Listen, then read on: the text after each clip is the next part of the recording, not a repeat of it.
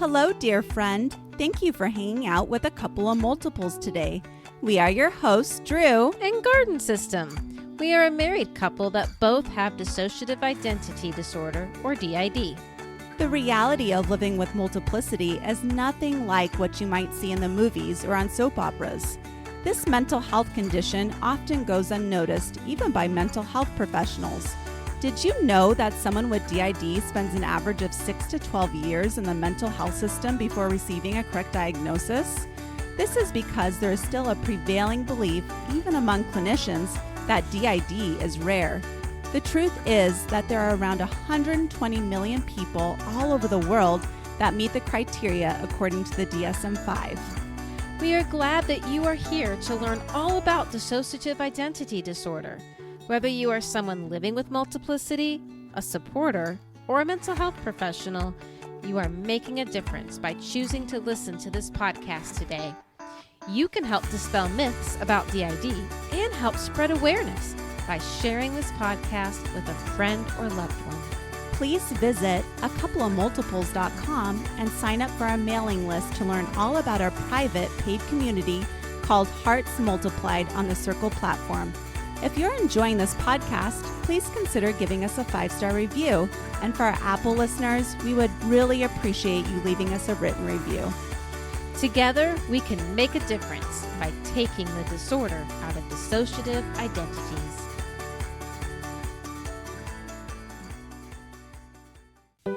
We are honored to have a Gold Plus sponsor for Season 2.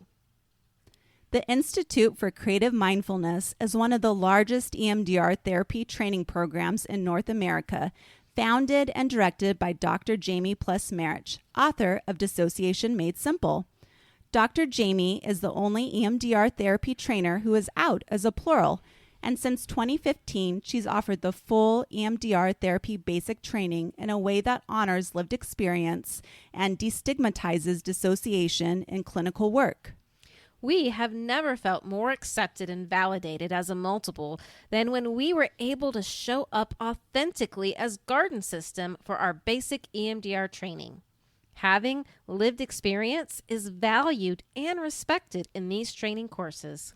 Go to www.instituteforcreativemindfulness.com for a full list of upcoming trainings, both online and in person, offered by Dr. Jamie and her selected network of EMDR trainers. Are you interested in becoming a sponsor? Please send an email to admin@acoupleofmultiples.com to request more information. Thank you for tuning in to A Couple of Multiples, the reality of dissociative identity disorder, for this playful guest interview on sand tray therapy with Dr. Elisa Niles Thorne, affectionately known as Dr. E. We are your hosts, Drew and Garden System, a couple of multiples. Dr. E is a licensed mental health counselor in the state of Florida. She's a board-certified counselor and a qualified supervisor for mental health interns and marriage and family therapist interns. Dr. E is a recipient of the National Board of Certified Counselor Minority Fellowship Program 2016.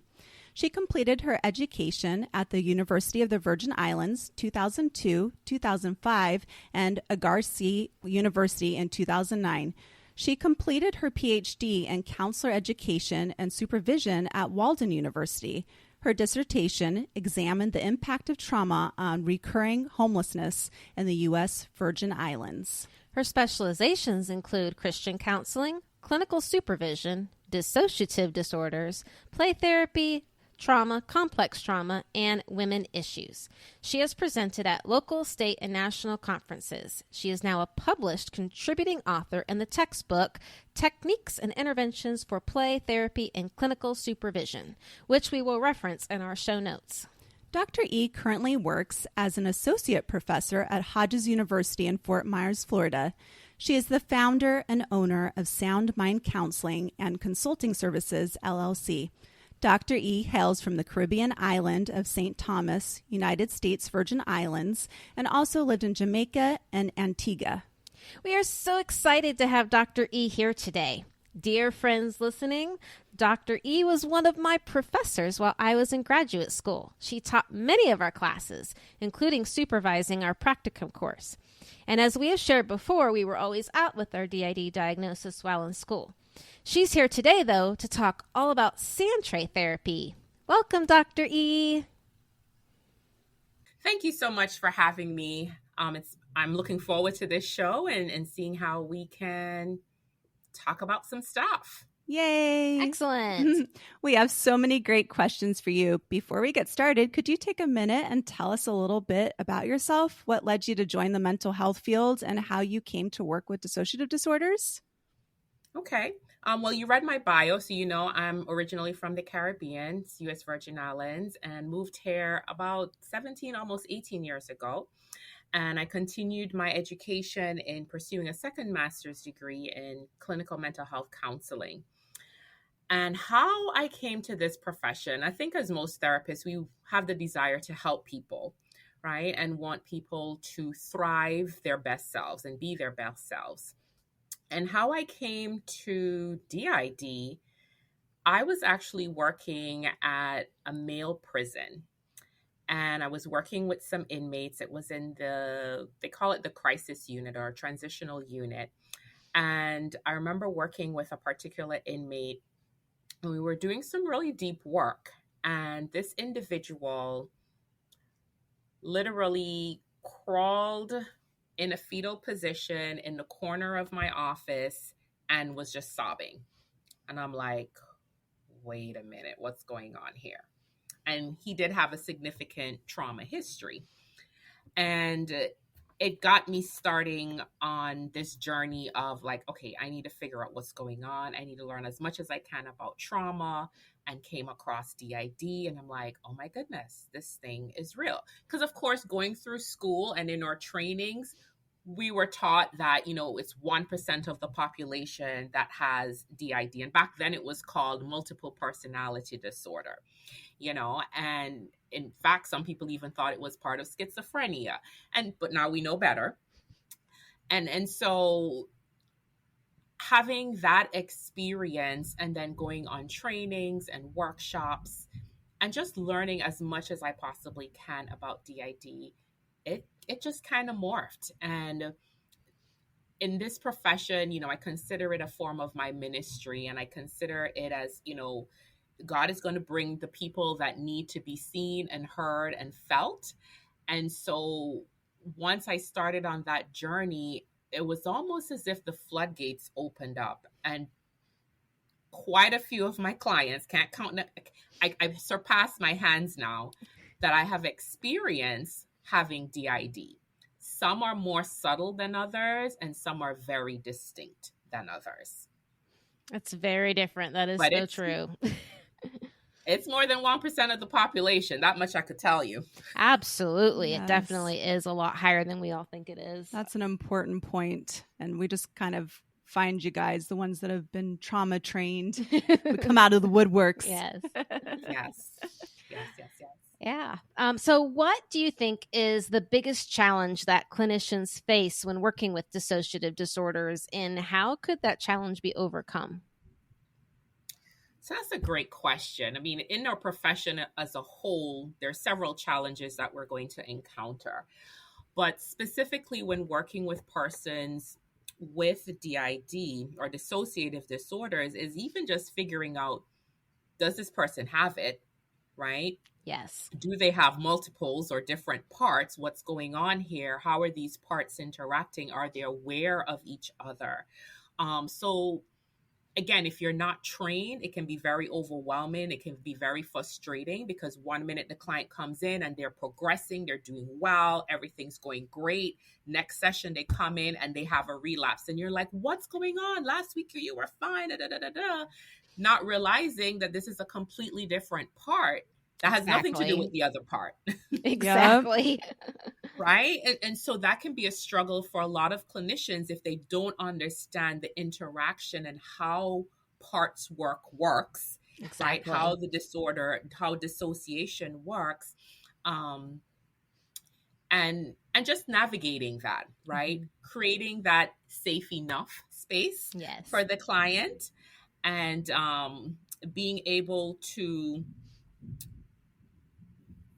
be open, right? Being able to have a space for the clients to share.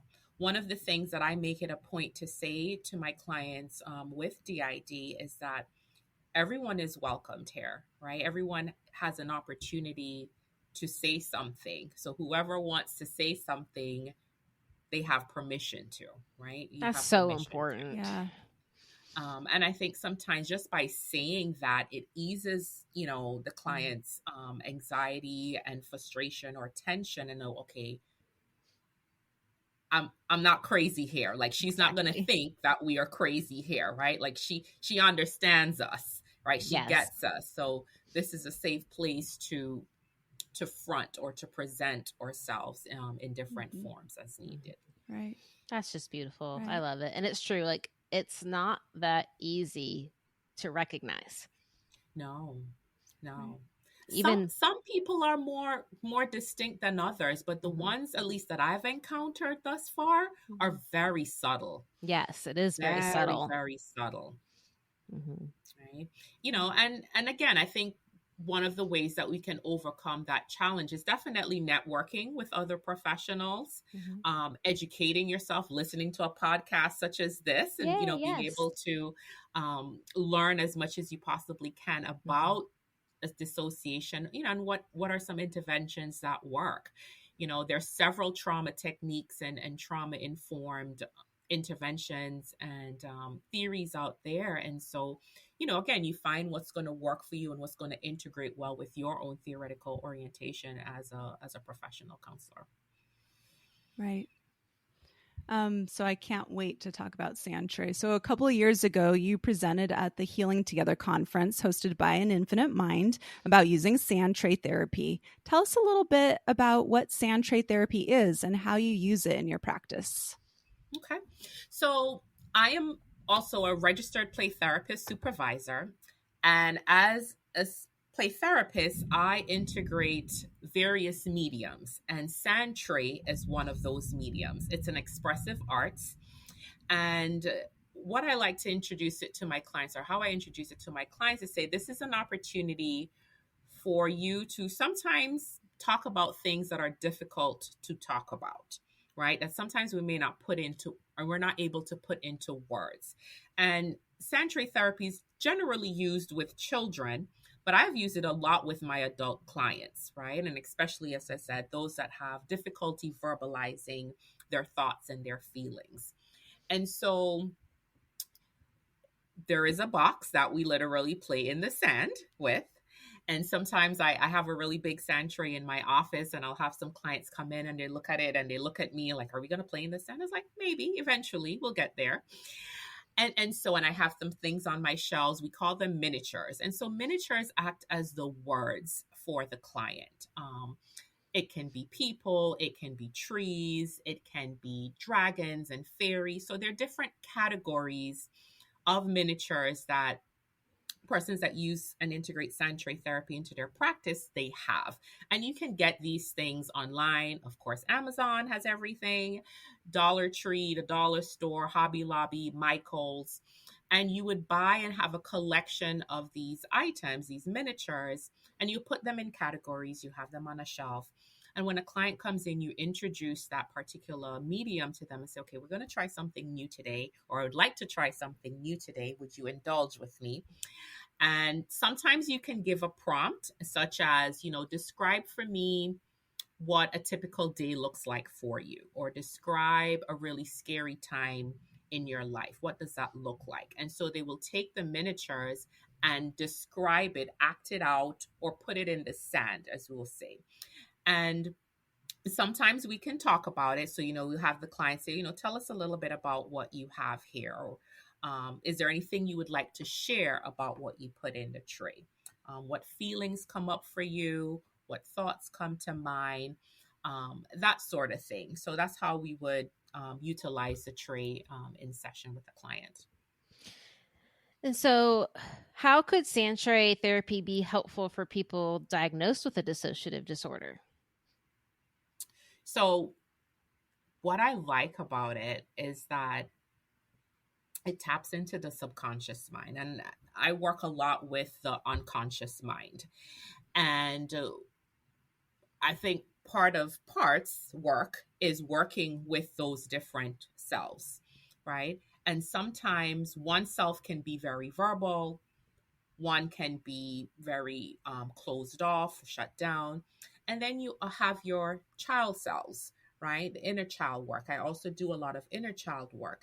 And so the sand, because it's very playful, children tend to gravitate towards that.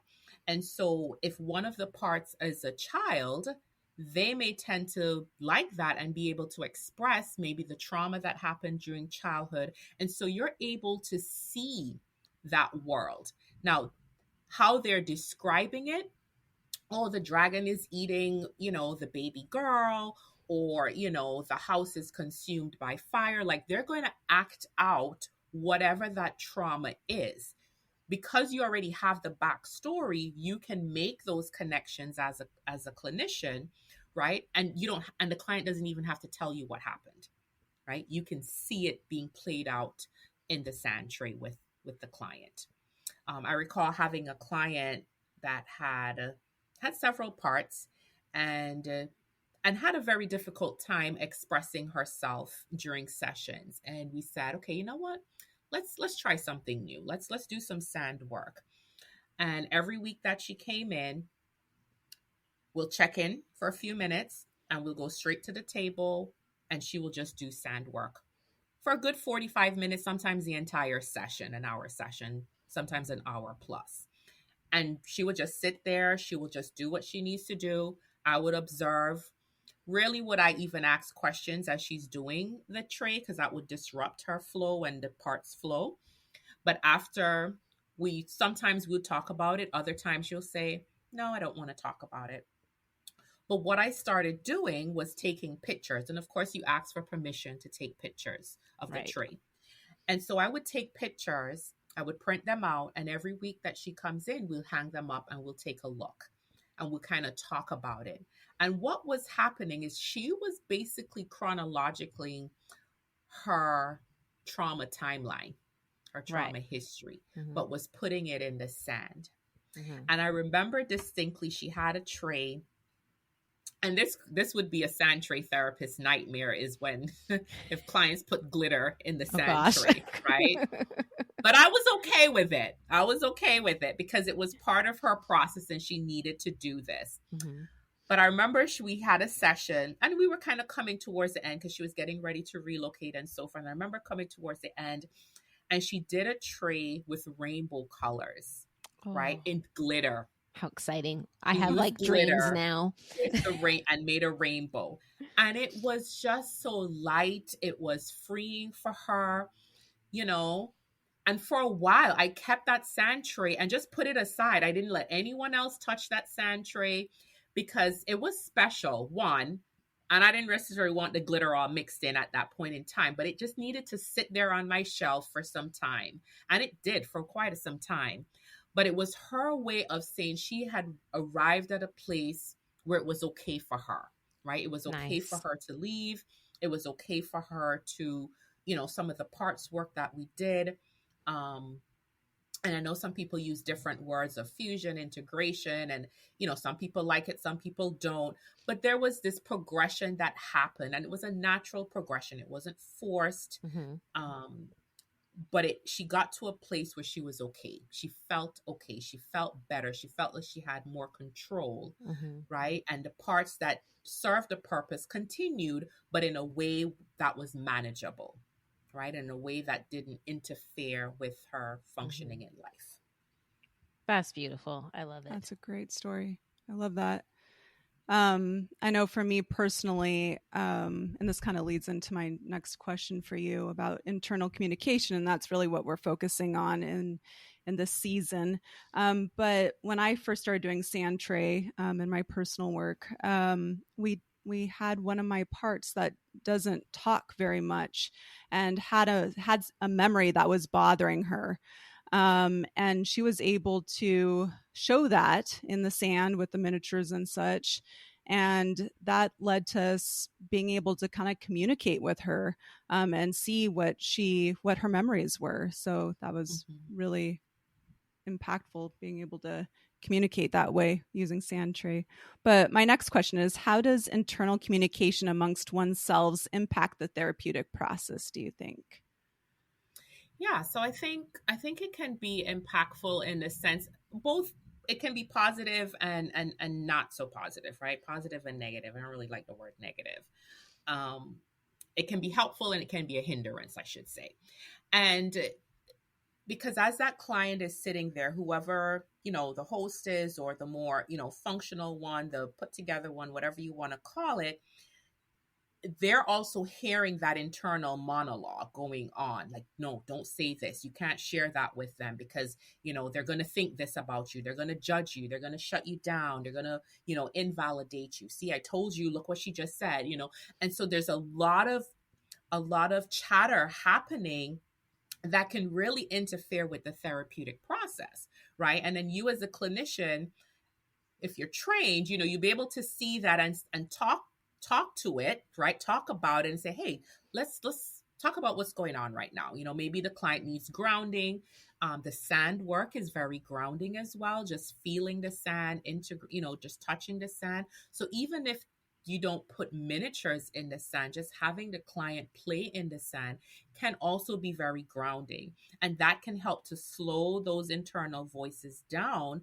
Or we can ask those voices to say, hey, tell us what's happening, right? Let's put it in the sand. Right. So even though the client is hearing all of this, but they can't tell that to the therapist, they may just start putting things in the sand, and the client is saying, hey, this is what's happening right now. Can't explain it, but I can show it to you. Yeah. Does that make sense? Absolutely. Like, one of our parts, Jenny, would always like to just play in the sand. Like she would just like draw circles or lines, or she would just, scoop it up and pour it out of her hand and just play with it while talking, and usually she was the one that was in the background saying, don't tell, don't talk, don't say, that's a secret, we're not supposed to tell, we're going to be in trouble if we tell, like all the things that you kind of get told or would always come up. So yeah, I think it's really important to explore, some of the reasons for not being able to talk, especially that hardcore belief that like, I can't share the secret, for sure. Yeah. And so how then can sand tray therapy be used to enhance internal communication? Well, and I touched on that a little bit. So like I said, it's an opportunity for that client to put their thoughts into words, right? And the words are the miniatures.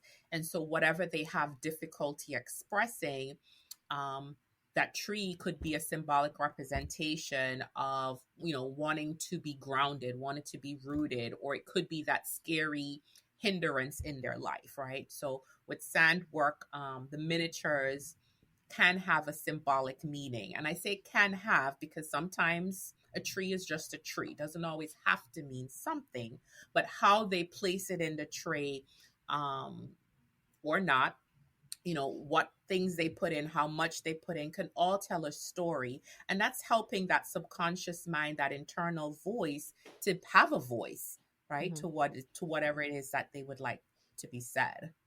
Yeah, and taking those pictures and then looking back, at those pictures, I think was so helpful, especially for us, because whoever was out doing the sand tray, the others weren't out and they didn't see it. So then they could see it later. And then there were things that we were able to learn about ourselves by looking back at what the others had done in the sand tray. And yeah, have a lot of aha moments happen when we were able to do that, for sure. And what I also like about it is that it gives you an opportunity to manipulate, right? To shift focus, to have some control, right? Because the brain says, I don't have control. And so our parts act as the control gear shifter, if you want to call it that, when they're being triggered.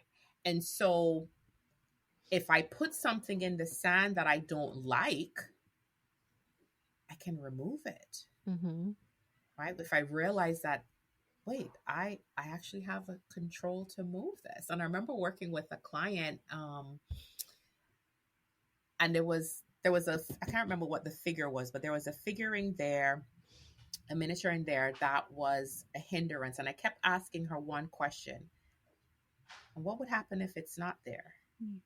What would happen if it's not there? And it took her a while to figure out what I was really asking her. And eventually she got it, and she, took that thing out of the tray, and it completely shifted the mood and her feelings about the situation that happened. Yeah. So even just that opportunity to manipulate can be very therapeutic and cathartic for the various parts. Yeah. And empowering. Yeah, it actually kind of reminds me. So there was this moment while I was still in grad school, right, when you were doing the sand tray demonstration for all the students, and my little part was like, we volunteer to come up on stage, and we ended up switching like 100 times up there, and you asked Jenny if Jenny could take the tree out of the sandbox, because Jenny was like, this represents the bad things kind of thing. And you're like, well, what if you take it out of the box? And Jenny got mad. She was like, I don't want to take this out. Like, and there was this whole moment where like there was this huge argument because Jenny was like, we're going to throw the tree at her. And the rest of us are like, no, you're not going to throw the tree at our professor. You're not going to throw the miniature. But she was so mad. And I think she finally did end up taking it out because we all told her to behave while we were on stage while everyone was watching us. But maybe you could speak a little bit about like that resistance to taking something out of the sand tray.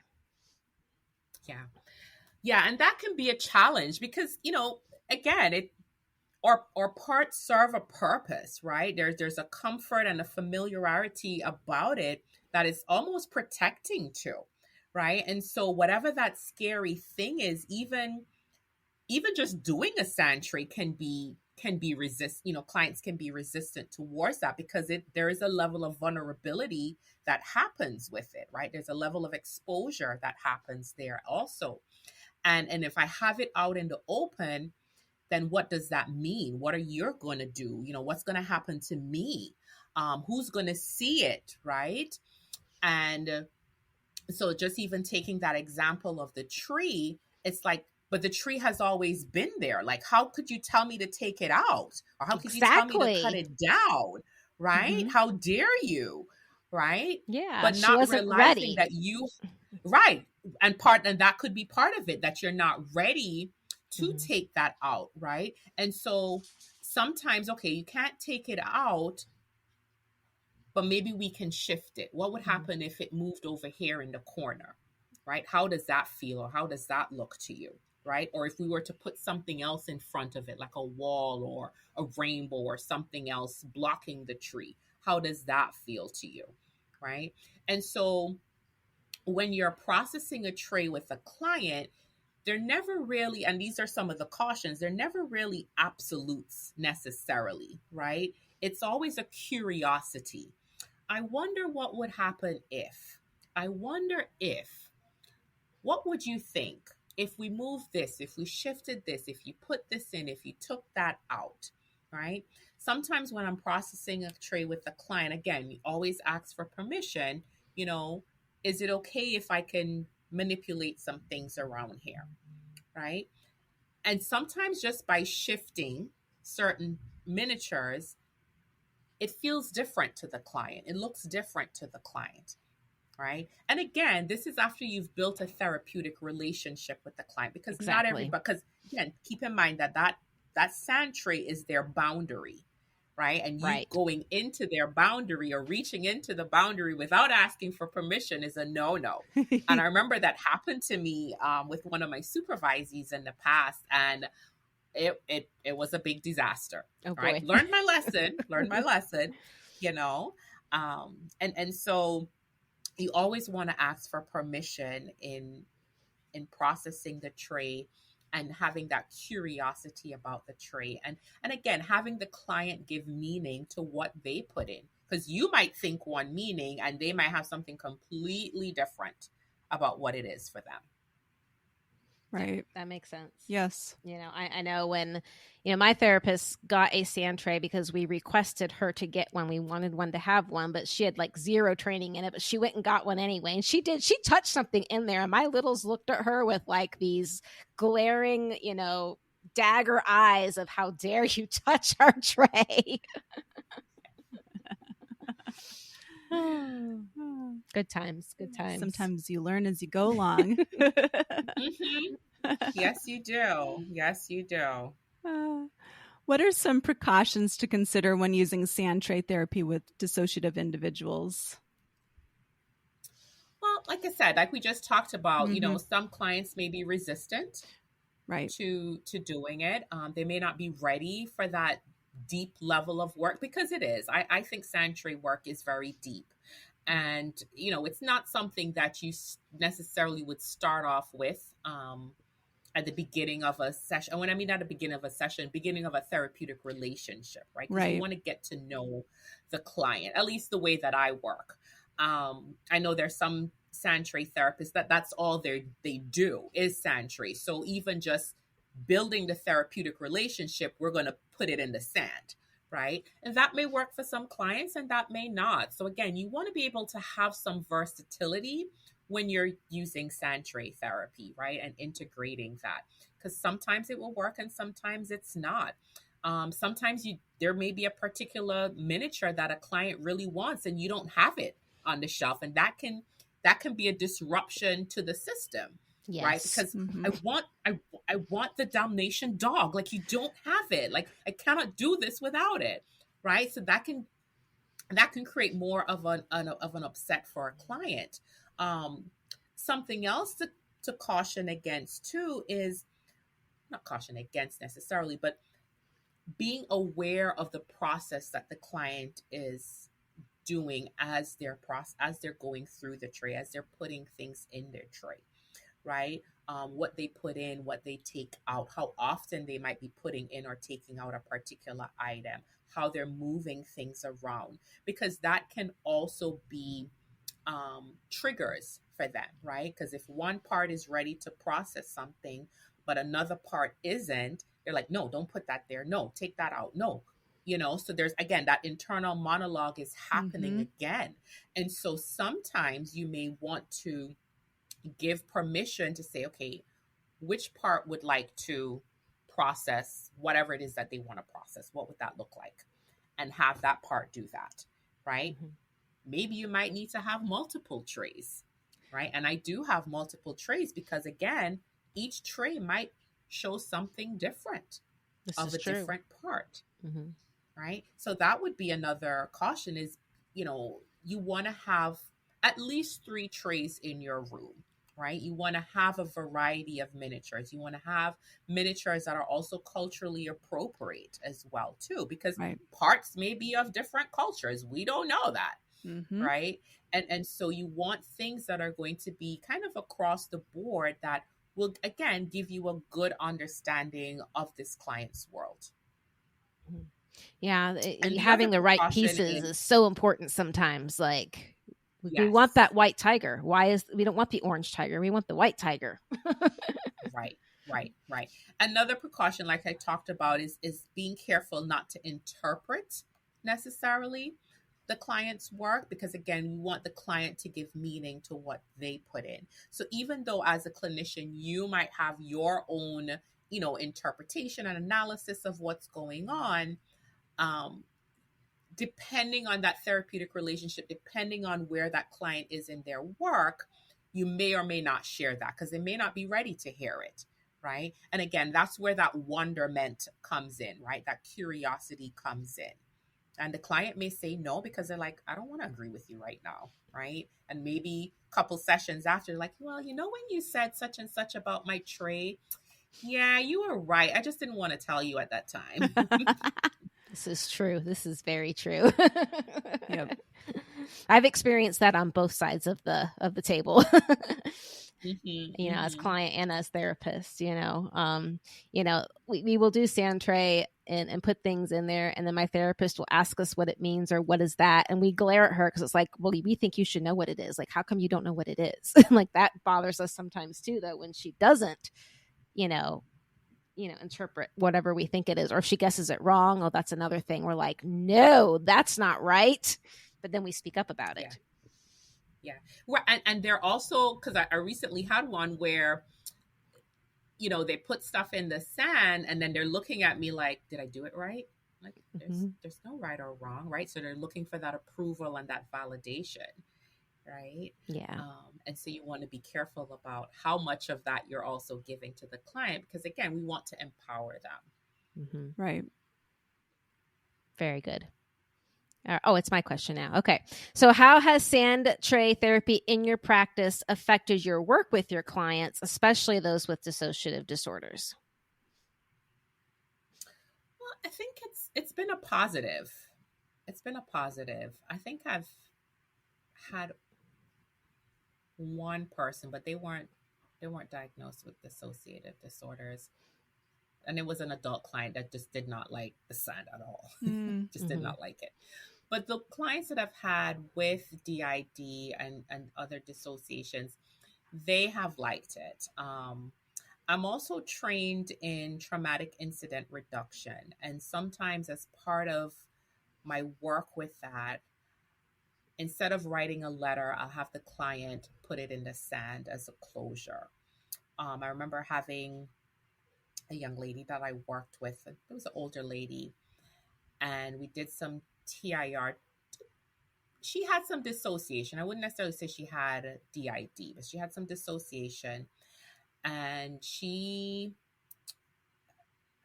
had some trauma in her life and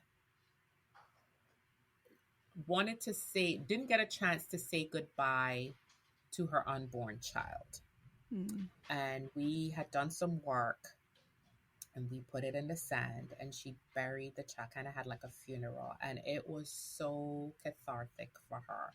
It was even emotional for me too, just watching her go through that process. And so what I have noticed with clients with DID is that it gives them that opportunity almost to bring closure to certain aspects of their lives, right? And it's not closure in the sense as, okay, we forget about what happened to us, but we're no longer going to allow that thing, that tree, right, or whatever, to have power over us anymore. Right? That we're able to control our story now, that we have the power now. That we can say no, that we can say yes if we want to, that we can set those boundaries. And so watching a client go through sand tray therapy, like from beginning to end, and just kind of seeing that progression, right? Like that one client I shared with you, we did that timeline and there was such a progression. There was a lot of dark colors. There was a lot of chaos happening. And over time, the tray got lighter and lighter and lighter. And by lighter, meaning it was less items in there. There were brighter items in there. There were things that were that she had more control over. She wasn't hiding and burying things anymore. And so it can be very cathartic. And again, even though we may not have verbalized a whole lot, right? She was saying a whole lot in that tray and through the trays. Yes. Yeah, sometimes words are not enough, but there's other ways to communicate and express. And I think the sand tray is a fantastic way to put things in there. And sometimes I think it could even be helpful for the clients that maybe talk too much. That pressure, talking 100 miles per hour, can't stop or slow down. Like, let's just pause and let's put this in the sand tray. Like, I think that would be good too. Yeah. Sometimes when you're feeling stuck with a client and not even sure where to go, just say, you know what, let's try something new today. Have these things on the shelves over here and have this nice big tray in front of you. Just put whatever speaks to you, right? And you'll be surprised what comes up. Most times I don't give a prompt and other times I do. More so with my children clients, I would give a prompt or two, depending. on the maturity level. And with my adult clients, it's kind of like just non-directive. Put whatever you want in there. What does that look like? And then we kind of process it. Because again, it's kind of bringing that subconscious mind to the forefront. Right. Yeah, that's good. Love it. What qualifications or training does a clinician need to start implementing sand tray therapy in their own practice, and where can they obtain these qualifications and training? Okay, so master's level clinician, right? So licensed. If you're unlicensed, you're under supervision. You definitely want to have some training, and more than just a one and done type of training, right? In fact, sand tray therapy, there is a certification that you can get. You don't have to have it, but if persons want, like if this is what they really want to do and implement into their practice, they can go on for a certification. But you want to have at least a good year plus of training in sand tray, attending workshops, doing it under supervision, so you really know how to utilize the medium, right? Because again, it's not just putting things in the sand, right? There is a systematic, just like with play therapy, it is a systematic, evidence-based way of doing therapy, right? And so here in Florida, there are a couple of places. Well, there's one place that I know of, and it's through the Florida Play Therapy Association. There's the Institute of Playful Healing. Just double check that is the correct name for it.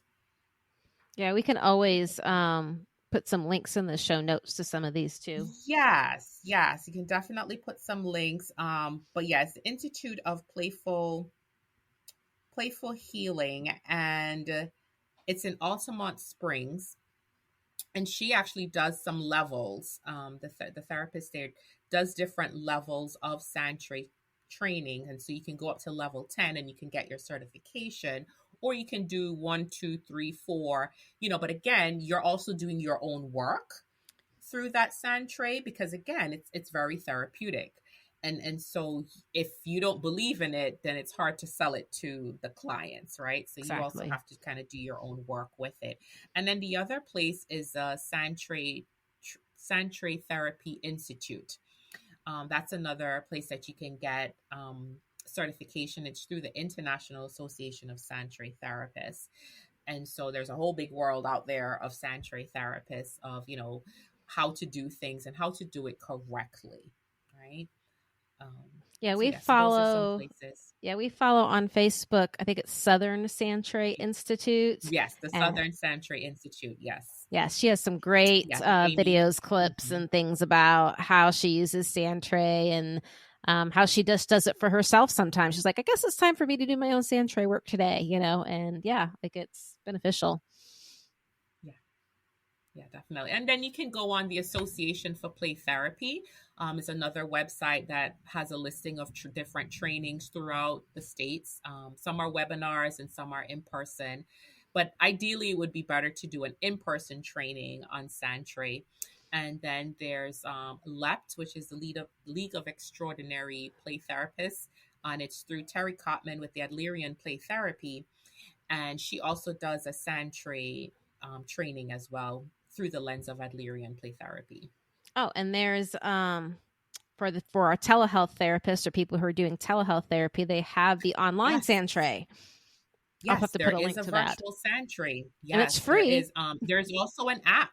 It is a little pricey, but there's also a free version as well too. Awesome. That's super cool. All right. Well, so how can people follow your work? Well, I do have a website. Don't really have much on my website about sand tray necessarily, or pictures, but it's drelisanilesthorne.com is my website. And again, the name of my practice is SoundMind Counseling and Consulting Services, LLC. And, my goal is to do a little bit more trainings on sand tray, and especially with DID. So, hopefully be able to present a presentation for the Florida Counseling Association or the Florida Mental Health Counseling Association, and eventually even at my own practice to have therapists come and, those that want to learn more about it, put on a training for the clinicians in the area or just wherever in Florida that wants to come on down to and come back to Healing Together and do the sand tray again, because that was fun. Yeah, that would be wonderful. Yes. Is there a parting thought you'd like to leave with our listeners today? Parting thought.